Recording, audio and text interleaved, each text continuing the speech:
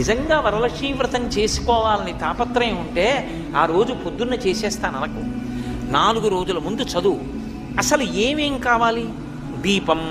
దీపం, ఒత్తులు, ఆవు నెయ్యి లేదా నువ్వుల నూనె రాయి.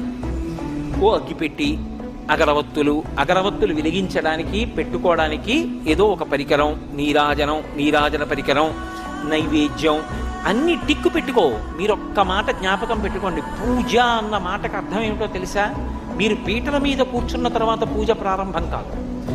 పూజ బాగా జరగడానికి మీరు ముందు చేసేటటువంటి సాధన అంతా పూజే. పూజ చేసుకోవాలి తొందరగా. అన్నీ స్నానానికి వెళ్ళాను అనుకోండి, స్నానం పూజ ఎందు అంతర్భాగం అవుతుంది. నేను తొందరగా తెమలాలి, అందుకు పేపర్ చదవను అన్నాను అనుకోండి, ఇప్పుడు పేపర్ చదవకపోవడం పూజ ఎందు అంతర్భాగం అవుతుంది. పూజ తర్వాత చేద్దామని పేపర్ చదివాను అనుకోండి, పూజకి భంగం అవుతుంది. అందుకే పూజ చేస్తూ ఏం